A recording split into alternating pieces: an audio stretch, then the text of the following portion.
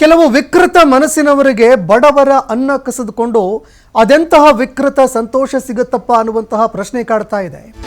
ಯಾಕಂದ್ರೆ ಮಂಡ್ಯದಲ್ಲಿ ಬಡವರ ಮೇಲೆ ಇದೆಂತಹ ವಿಕೃತಿಯನ್ನ ಮೆರೆದ್ರು ಅನ್ನುವಂತಹ ಒಂದು ಪ್ರಶ್ನೆ ಕಾಡ್ತಾ ಇದೆ. ಇದು ಎಂತವರಿಗೂ ಕೂಡ ಕೋಪ ಬರಿಸುವಂತಹ ಒಂದು ಸುದ್ದಿ. ಒಂದು ಗೂಡ್ಸ್ ಆಟೋಗೆ ಬೆಂಕಿ ಹಚ್ಚಿದ್ದಾರೆ ಕೆಲವು ಕಿಡಿಗೇಡಿಗಳು. ನಾಗಮಂಗಲ ತಾಲೂಕಿನ ಕೆಂಬಾರೆ ಗ್ರಾಮದಲ್ಲಿ ನಡೆದಂತಹ ಘಟನೆ ಇದು. ಗೀತಾ ಮತ್ತು ಮಹೇಶ್ ಎಂಬವರಿಗೆ ಸೇರಿದಂತಹ ಆಟೋ ಸುಟ್ಟು ಭಸ್ಮ ಆಗಿದೆ. ಇದೇ ಒಂದು ಆಟೋ ನಂಬಿಕೊಂಡು ಜೀವನ ನಡೆಸ್ತಾ ಇದ್ರು. ಇದೇ ಆಟೋ ಊಟ ಹಾಕ್ತಾ ಇತ್ತು. ಅದೇ ಆಟೋವನ್ನ ಬೆಂಕಿ ಹಚ್ಚಿ ಸುಟ್ಟು ಭಸ್ಮವಾಗಿಸಿದ್ದಾರೆ. ಈ ಆಟೋದಲ್ಲಿ ಊರೂರು ಸುತ್ತಿ ವ್ಯಾಪಾರ ಮಾಡ್ತಾ ತಮ್ಮ ಹೊಟ್ಟೆ ಹೊರಿತಾ ಇದ್ರು. ಮಕ್ಕಳ ಆಟಿಕೆಗಳ ವ್ಯಾಪಾರ ಮಾಡಿ ಜೀವನ ನಡೆಸ್ತಾ ಇತ್ತು ಕುಟುಂಬ. ಆದರೆ ಜೀವನಕ್ಕೆ ಆಸರೆಯಾಗಿದ್ದಂತಹ ಒಂದೇ ಒಂದು ಆಟೋ ಬೆಂಕಿಯಲ್ಲಿ ಸುಟ್ಟು ಕರಕಲಾಗಿದೆ. ಇಡೀ ಜೀವನವೇ ಕಣ್ಣ ಮುಂದೆ ಸುಟ್ಟು ಕರಕಲಾಗಿ ಹೋಯ್ತಲ್ಲ ಅಂತ ಇದೀಗ ಕಣ್ಣೀರಿಡುವಂತಹ ಒಂದು ಪರಿಸ್ಥಿತಿ ಎದುರಾಗಿದೆ.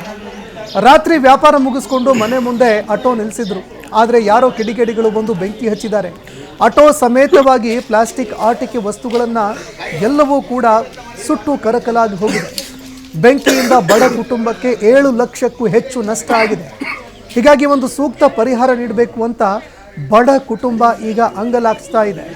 ಒಂದೇ ಒಂದು ಆಸರೆಯಾಗಿದ್ದಂತಹ ಆಟೋ ಅದು ಕೂಡ ಸುಟ್ಟು ಭಸ್ಮ ಆಗಿ ಹೋಗಿದೆ. ಕುಟುಂಬ ಬೀದಿಗೆ ಬರುವಂತಹ ಪರಿಸ್ಥಿತಿ ಎದುರಾಗಿದೆ. ಹೊಟ್ಟೆ ತುಂಬಿಸ್ಕೊಳ್ಳಿಕ್ಕೆ ಇದ್ದಂತಹ ಒಂದೇ ಒಂದು ಆಟೋ, ಅದರಲ್ಲಿ ಆಟಿಕೆಗಳನ್ನು ಇಟ್ಟು ವ್ಯಾಪಾರ ಮಾಡ್ತಾ ಇದ್ವಿ, ಅದನ್ನು ಕೂಡ ಕಳೆದುಕೊಂಡಿದ್ದೀವಿ. ಯಾರಾದರೂ ನೆರವಿಗೆ ನಿಲ್ಲಿ, ಸರ್ಕಾರ ನಮ್ಮ ನೆರವಿಗೆ ನಿಲ್ಲಬೇಕು ಅಂತ ಬಡ ಕುಟುಂಬ ಈಗ ಮನವಿ ಮಾಡ್ಕೊಳ್ತಾ ಇದೆ.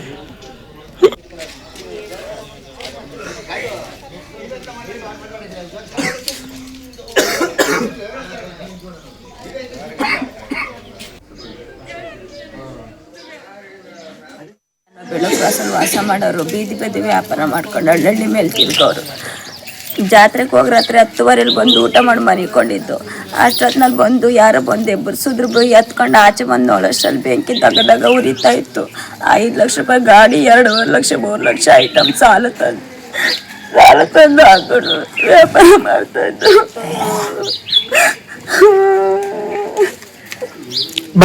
ಎಲ್ಲ ಸಾಲ ಮಾಡಿ ಎಲ್ಲ ಬಂಡವಾಳ ಸಂಘಗಳ ಚೀಟಿಗಳನ್ನು ಎತ್ಕೊಂಡು ಬಂಡವಾಳ ಹಾಕೊಂಡು ಚೀಟಿ ಸಂಘ ಎಲ್ಲ ಕಟ್ಕೊಂಡು ಹೋಯ್ತಾ ಇದ್ದು. ವಾರ ತಿಂಗಳ ಇವಾಗ ಒಂದು 15 ದಿವಸದಲ್ಲಿ ಬೈಕ್ ಸುಟ್ಟಾಗಿತ್ತು. ನಾನು ಬೆಳಗ್ಗೆ ಕ್ರಾಸಲ್ಲಿ ವಾಸ ಮಾಡೋರು. ಮಹೇಶ್ ಕೆಂಬಾರಿ ಬೆಳ್ಳೂರು ಕ್ರಾಸಲ್ಲಿ ವಾಸ ಇರೋದು. ನಾವು ಬೀದಿ ವ್ಯಾಪಾರ ಮಾಡೋರು. ರಾತ್ರಿ 11 ಗಂಟೆ ಜಾತ್ರೆ ಮುಗಿಸ್ಕೊ ಬಂದ್ಬಿಟ್ಟು ರಾತ್ರಿ 10:30 ತಂದು ಗಾಡಿ ನಿಲ್ಲಿಸ್ತೇವೆ ಸರ್. ಇಲ್ಲಿ ಗಾಡಿ ನಿಲ್ಲಿಸ್ಬಿಟ್ಟು ಊಟ ಮಾಡಿ ಮನಿಕೊಂಡು 1 ಗಂಟೆಲಿ ಮಳೆ ಬಂತು. 1-1:15 ಮಳೆನೂ ಬಂತು. ನಾನು ಆಚೆ ಕಡೆ ಬಂದು ನೋಡ್ಕೊಂಡು ಹೋಗಿದ್ದೀನಿ, ಏನು ಇರಲಿಲ್ಲ. ಈಗ 2:30-3 ಗಂಟೆಲಿ ಆಕಸ್ಮಿಕವಾಗಿ ಏನೋ ಬೆಂಕಿ ಬಿದ್ದುಬಿಟ್ಟೈತೆ. ಯಾರು ಹಚ್ಚೋರು ಆಕಸ್ಮಿಕ ಅದೇ ಬೆಂಕಿ ಹಚ್ಕೊಂಡಿದ್ದೆ ಗೊತ್ತಿಲ್ಲ ಸರ್. ಅದು ಫುಲ್ಲು ಬಂದು ಆಚೆ ಕಡೆ ಬಂದು ನೋಡಿದ್ರೆ ನನ್ನ ಮಗಳು ನಮ್ಮಮ್ಮ ಆಚೆ ಕಡೆಗೆ ಬಂದವ್ರೆ. ನೋಡಿದ ತಕ್ಷಣ ಬೆಂಕಿ ಹಚ್ಕೊಬಿಟ್ಟೈತೆ. ಬಂದು ನಾವೇ ಆರಿಸ್ತೇವೆ ಸರ್. ಎಲ್ಲ ಫುಲ್ಲು ನಾವೇ ಆರಿಸ್ಬಿಟ್ಟು ಸುಮಾರು ಒಂದು 5 ಲಕ್ಷ ರೂಪಾಯಿ ಗಾಡಿ, ಒಂದು 3 ಲಕ್ಷ ರೂಪಾಯಿ ಐಟಮ್ ಸರ್. 3 ಲಕ್ಷ ರೂಪಾಯಿ. ನಾವು ತುಂಬ ಬಡವರು. ನಾವು ಬರೀ ಜಾತ್ರೆ ಅಲ್ಲಿ ಬೀದಿ ವ್ಯಾಪಾರದಲ್ಲಿ ನಾವು ವ್ಯಾಪಾರ ಮಾಡಿಕೊಂಡು ಜೀವನ ಮಾಡಿದ್ವಿ ಸರ್. ಫುಲ್ ಲಾಸ್ ಆಗ್ಬಿಟ್ಟಿದೆ ಸರ್ ನಮ್ಗೆ ಫುಲ್ಲು.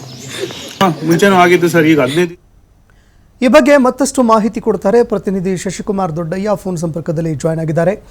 ಶಶಿಕುಮಾರ್, ಕೆಲವು ಪ್ರಕರಣಗಳನ್ನು ಕೇಳ್ತಾ ಇದ್ದಂತೆ ಎಲ್ರಿಗೂ ಕೂಡ ತುಂಬ ಕೋಪ ಬರುತ್ತೆ. ಯಾಕಂದರೆ ಜೀವನಕ್ಕೆ ಆಧಾರವಾಗಿರುವಂತಹ ಕೆಲವು ಬಡವರೇನಿದ್ದಾರೆ ಅಂಥವರ ಒಂದು ಅನ್ನಕ್ಕೆ ಆಧಾರ ಆಗಿರುವಂತಹ ಒಂದು ಇದನ್ನು ಕಸಿದುಕೊಳ್ಳುವಂಥದ್ದು ಇದೆಯಲ್ಲ, ಯಾರೂ ಕೂಡ ಸಹಿಸಿಕೊಳ್ಳೋದಕ್ಕಾಗಲ್ಲ. ಇದಕ್ಕೆ ಸಂಬಂಧಪಟ್ಟಂತೆ ಅಧಿಕಾರಿಗಳು, ಪೊಲೀಸ್ ಅಧಿಕಾರಿಗಳು ಏನು ಹೇಳ್ತಾರೆ ಈ ಘಟನೆ ಬಗ್ಗೆ ಮತ್ತಷ್ಟು ಮಾಹಿತಿ ಕೊಡೋದಾದರೆ?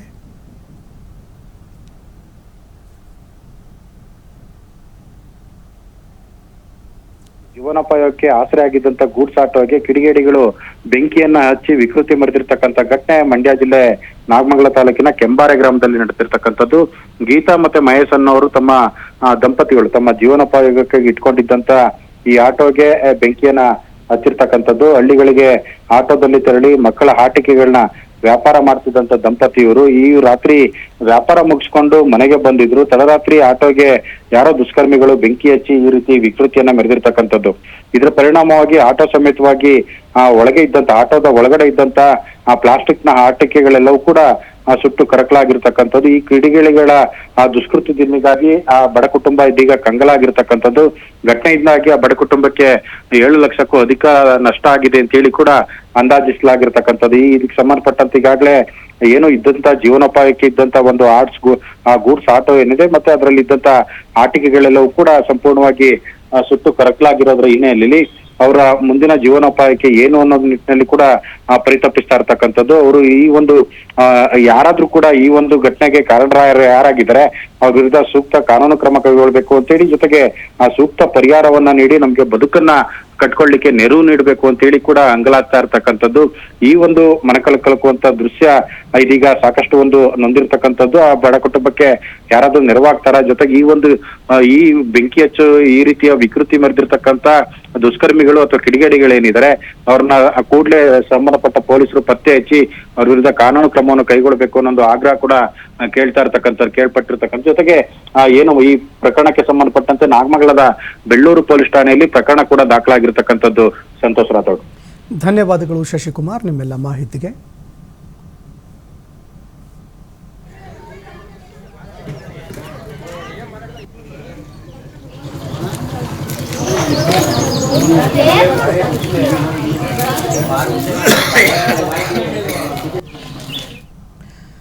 ಬುರ್ಕಾ